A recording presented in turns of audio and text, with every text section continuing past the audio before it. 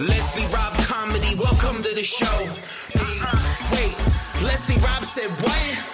What? Leslie Rob said what? What she said? What? Leslie Rob said what?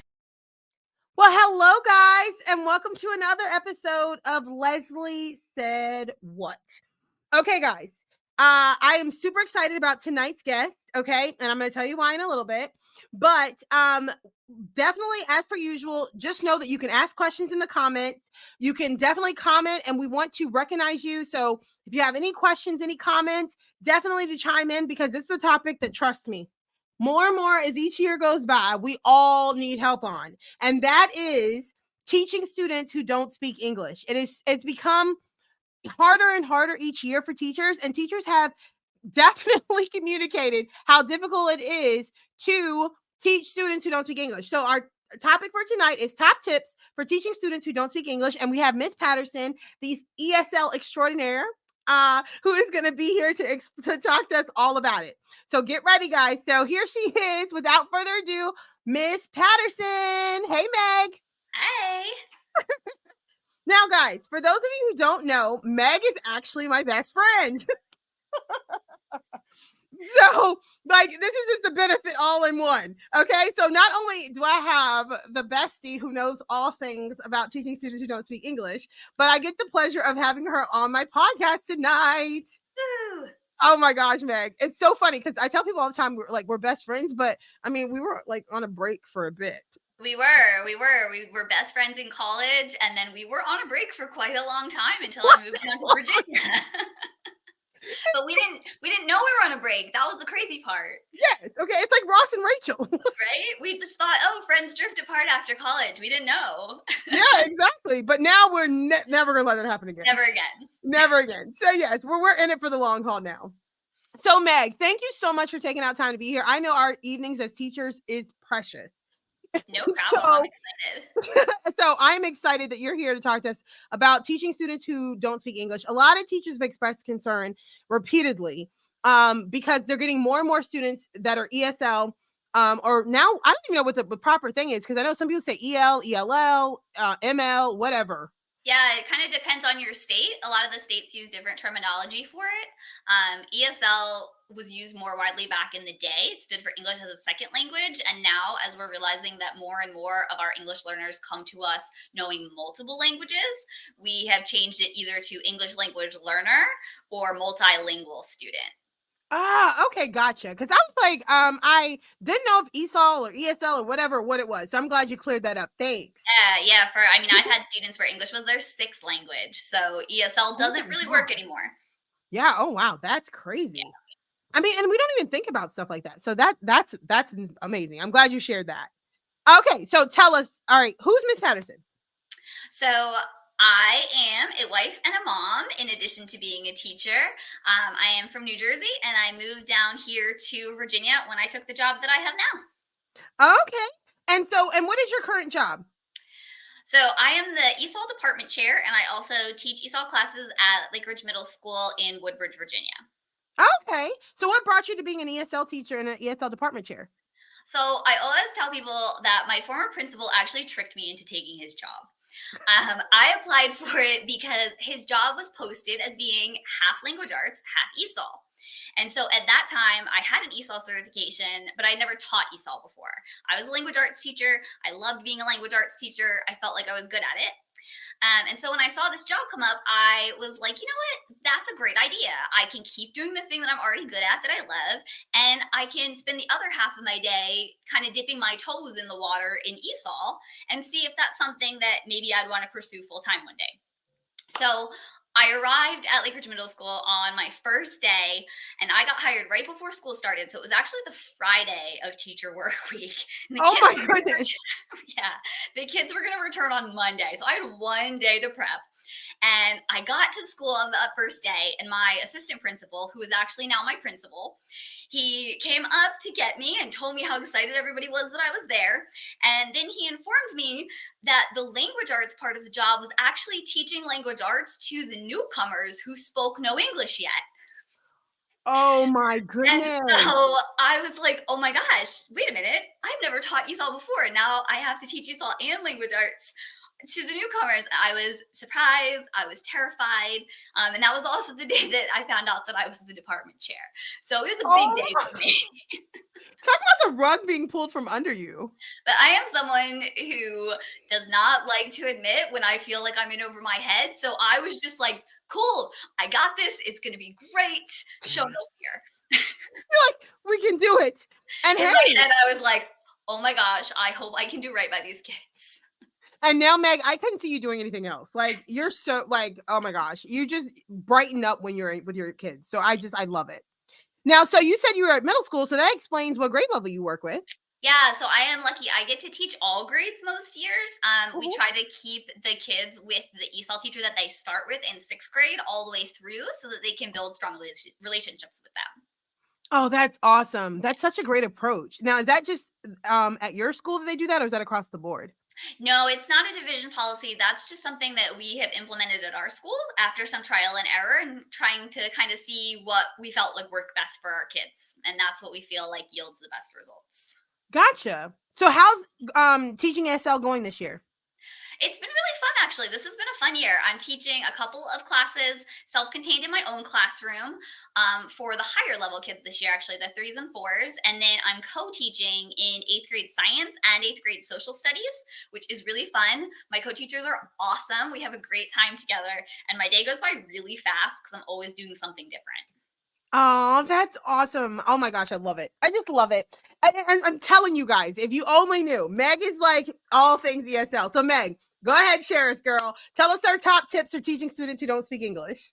So my first tip is always to be purposeful in your planning. You cannot just walk into a room, especially as a core content teacher, a room with L's in it and not be sure what you're doing with them. So the planning phase is really, really critical.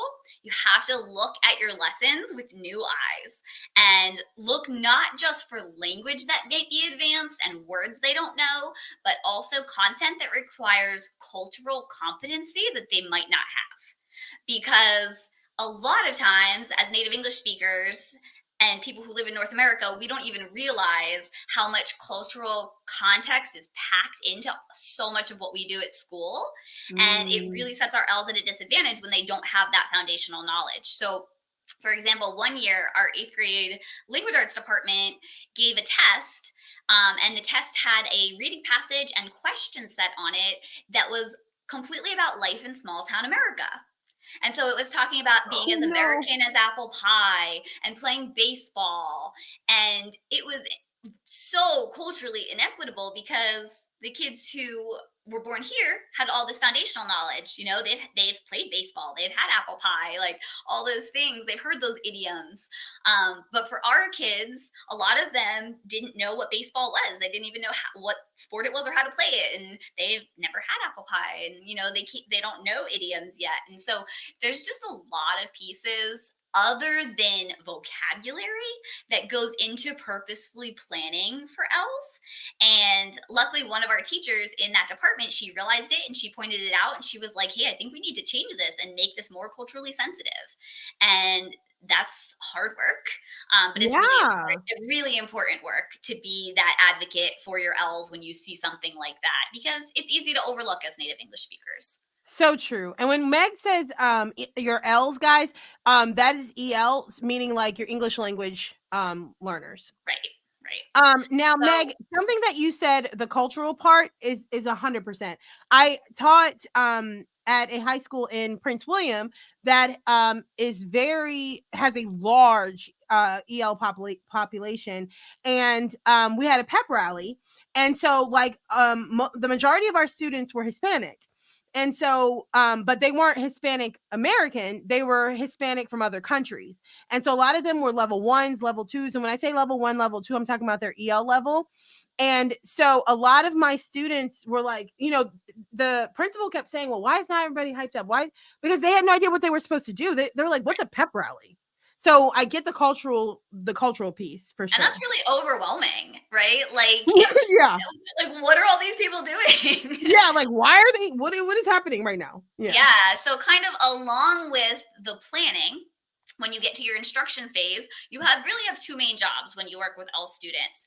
You need to differentiate for them. So you do not have to feel like you have to teach them the same way or even the same lessons that you're giving the native English speakers. They need to learn the same skills, but you can do that in so many ways that address their needs better. They can have different reading passages. You can have a different series of mini lessons. You can use centers, letting them use first language for writing and discussion. And it's a lot of work for teachers. The first year they really start to do this because you have to go back to all of your lessons and see what might be difficult, but it's so worth it when you see how excited they get about their success.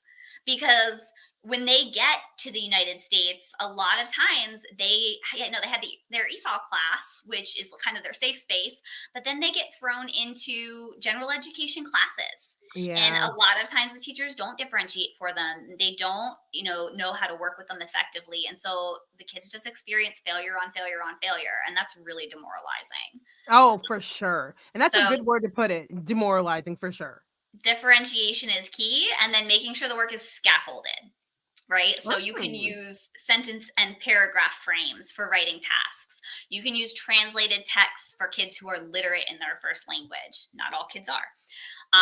You can have word walls up. You can display student writing and have them edit each other's work so they can see what is good and what can be improved on. You can fill in missing foundational skills and knowledge gaps, but also at the same time acknowledge the talents and skills that they do have. We want to True. make sure that we have that asset-based mindset when we talk about our L's, because they hear a lot of what they don't have. And so that they need to know that they come with talents and skills that can be leveraged. And it might not look the same as native English speakers, but it's just as critical and just as valuable.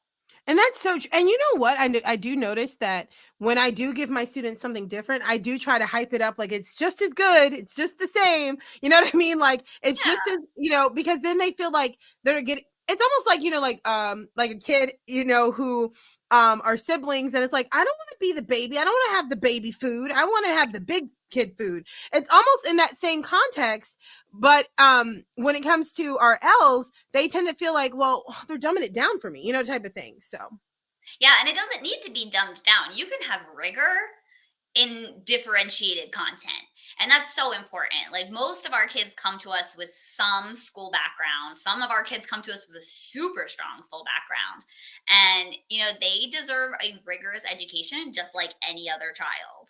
And it's up to us to figure out what we need to kind of modify and tweak in our normal instructional practices to make sure that they get that.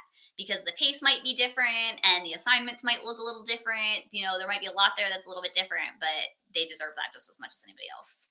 oh, and I can agree with you more. And the part that I wanted to pick out that you had said earlier was about if they're literate in their native language, because a lot of teachers think like the one size fits all is just to translate it and give the kid a copy.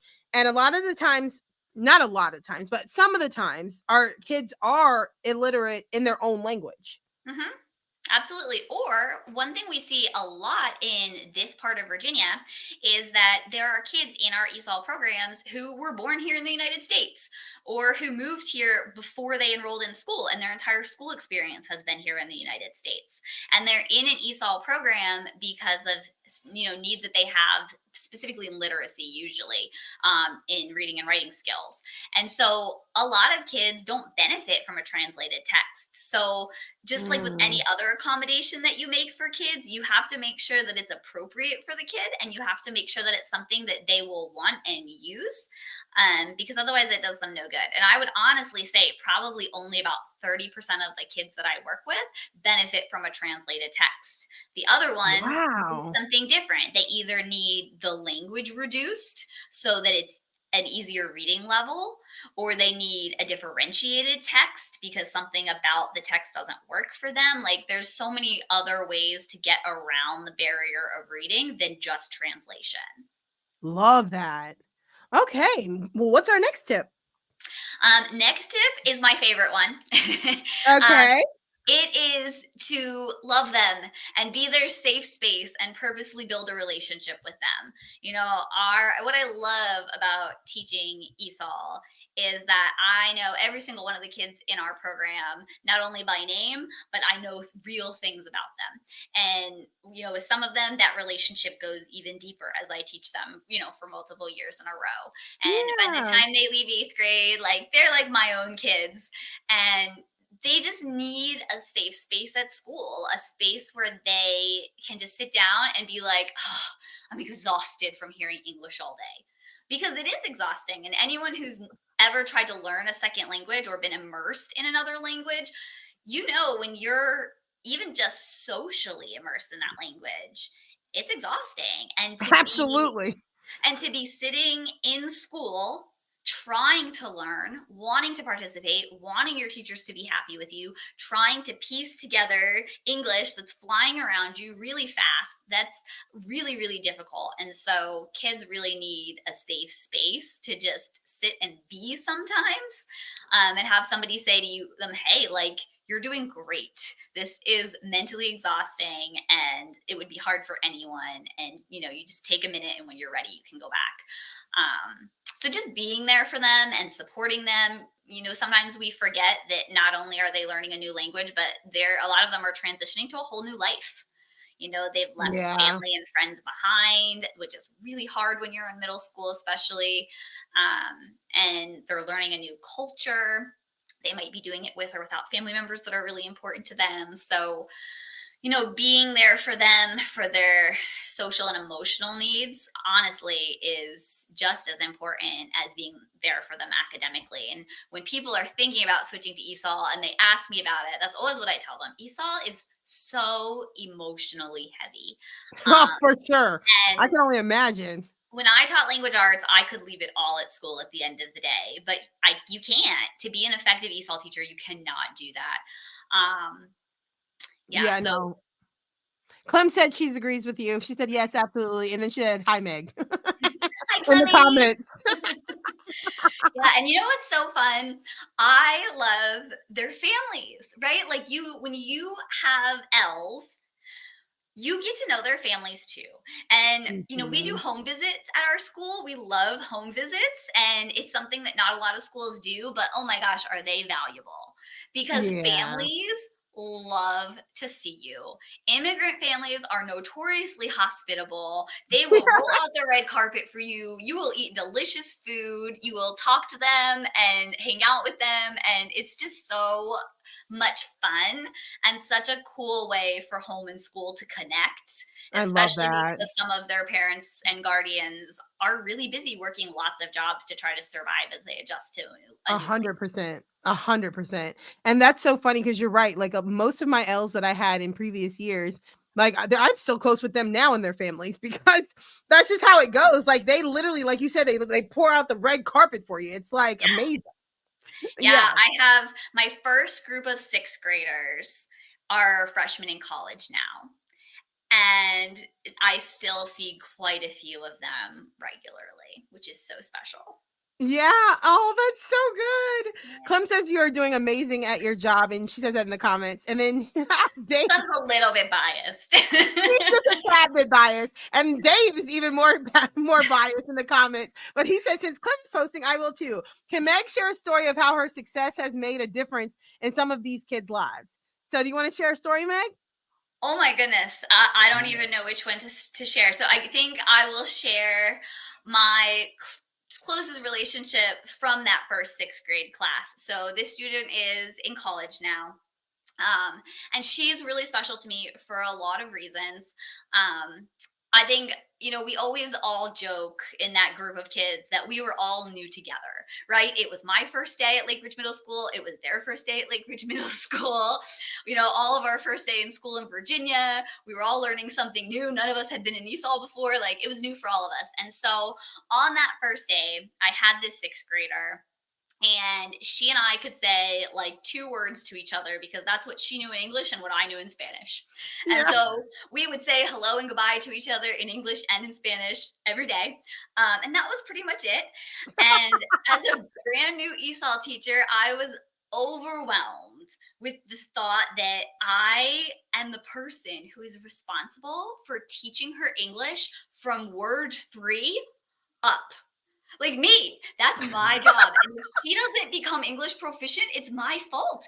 And she Oh, is the sweetest child I've ever met in my life. And I want to do right by her, but oh my goodness, what am I going to do?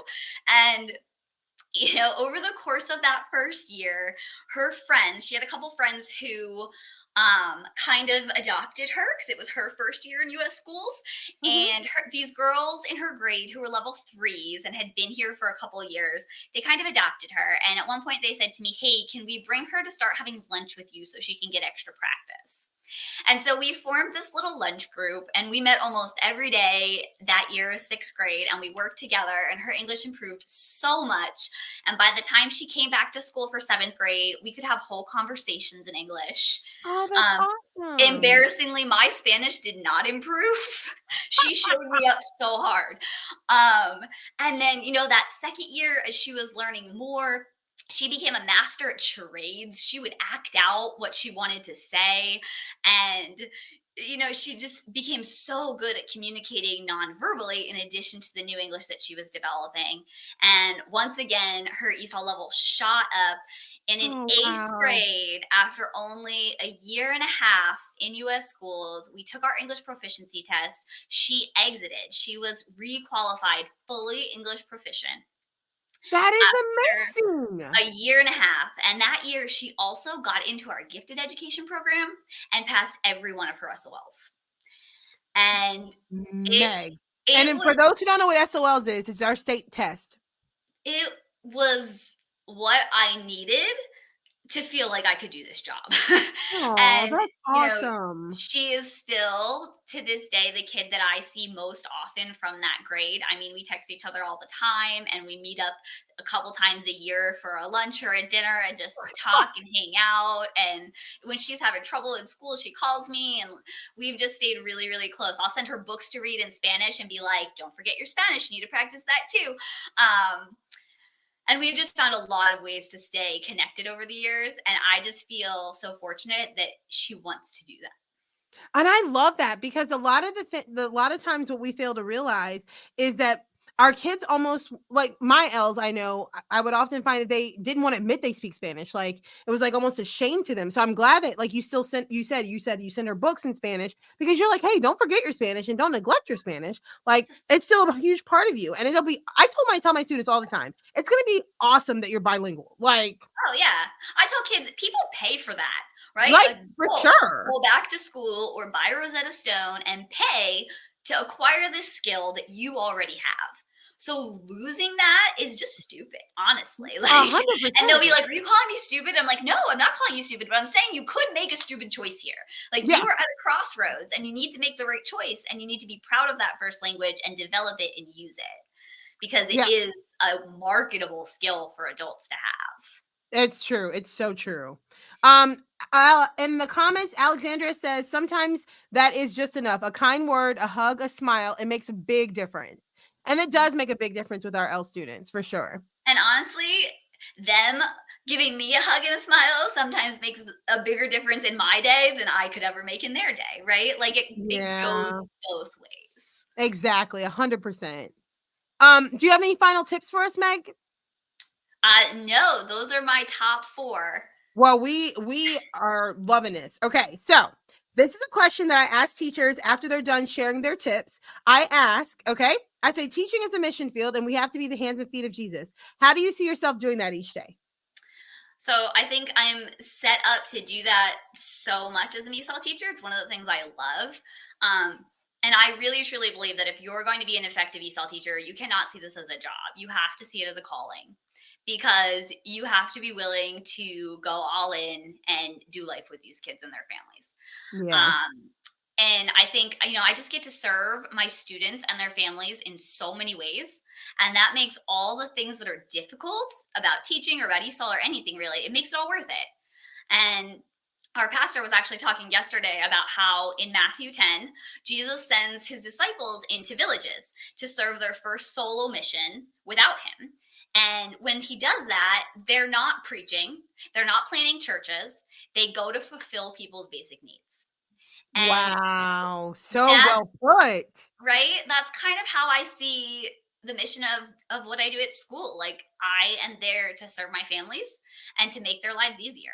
And yeah, that means that I spend a lot of time at school. I spend a lot of time in the neighborhood. Often I'm there more than I'm at home. But that's something that I treasure. That opportunity to do life with people, to be trusted with their needs, to be valued so much, and to have the opportunity to really get in there with them and make a difference for them. Yeah. It's huge. And in this past year alone, like, my team, I couldn't do this alone. And I think that's a big part of it too. I have the greatest ESOL teachers in the world on my team, and we all are all in for our kids together. I And love that. we just have had so many opportunities to love on our students in super tangible ways.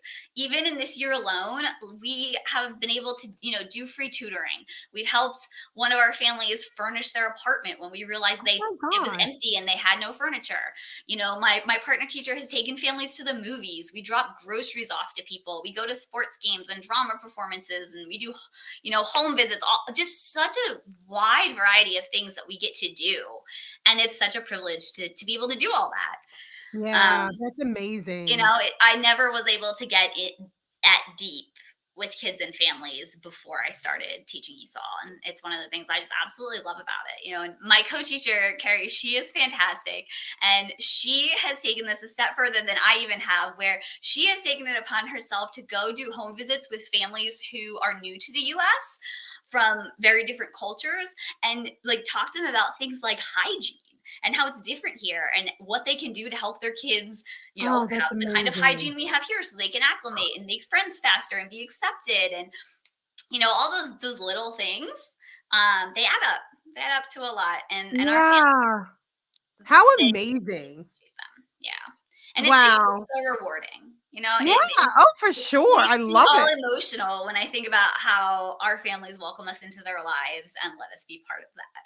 It's just so awesome. Like, and just to hear what you guys do, it goes so far beyond just teaching them English. You know what I mean? Like, it's so much more than that. Yep. Dave said in the comments, which is a good transition into this, he said, you already touched on this, but it's so important when you layer in the situations these kids might be dealing with outside of learning English. Shifts in migration from war, leaving behind family, assimilating to a new culture. It's incredible. That is so true and so well said.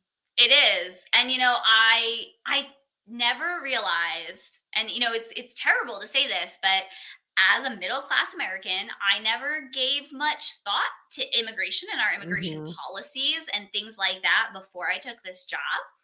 And some of my favorite kids over the years, I found out later that they weren't documented, or they came on refugee status or seeking asylum.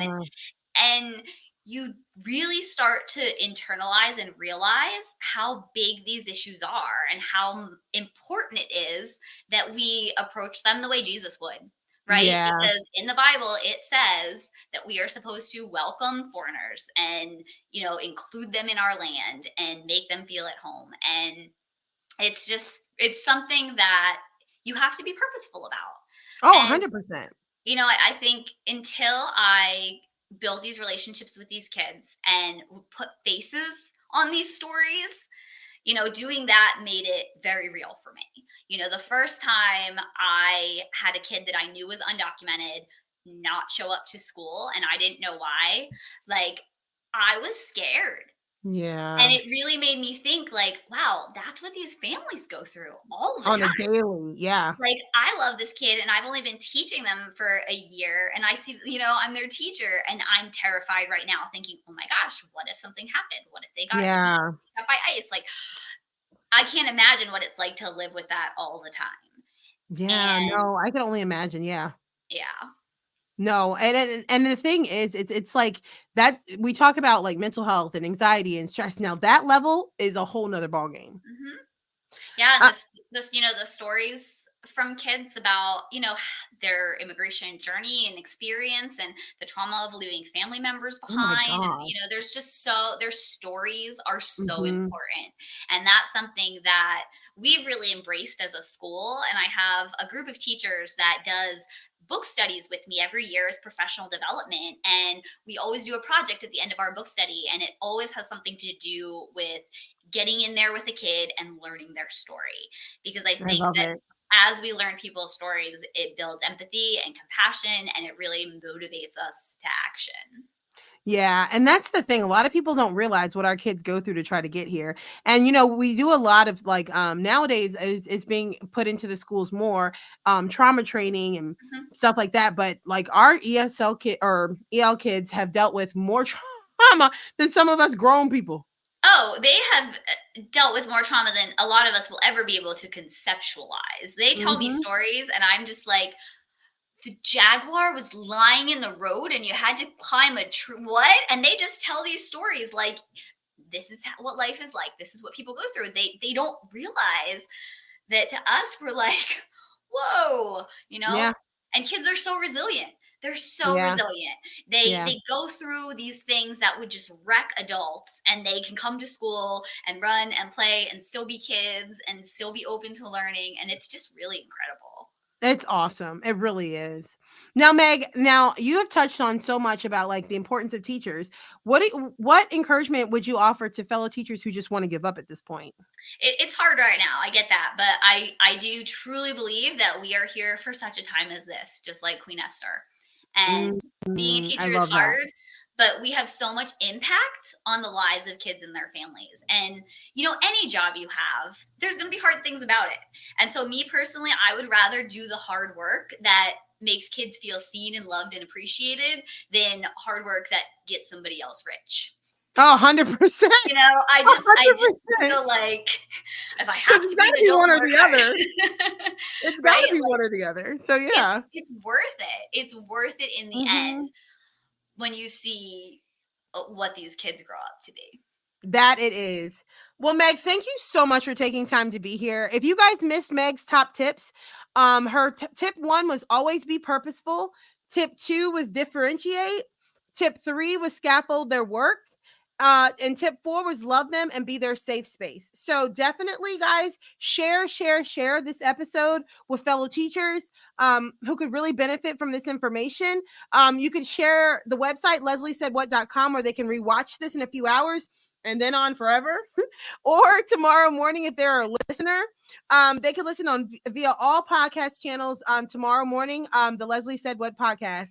Meg, thank you again so much for being here. I'm going to pull you backstage. I'm going to pull you backstage and say goodbye to everybody. But thank you so much, Meg. Of course. And Clem said, great job, Meg. All right, guys. I hope you guys enjoyed that. Meg is truly a wealth of knowledge. If there was a question that you wanted to ask and you just weren't comfortable asking, or if there's a comment you wanted to make and you weren't quite comfortable wanting to do it on air, definitely shoot me those questions in the DMs and I will ask Meg for you. I'm sure she'd be more than happy to answer your questions. But thank you all, as always, for being here. You guys make my day, because without you guys, guess what? It wouldn't be much of an episode. I'm just saying, okay? Because, I mean, if you don't listen or watch, then there's no audience. So thank you so much for taking the time to be here. Leslie Said What, Season 4, Episode 13 is out. Leslie Rap Comedy.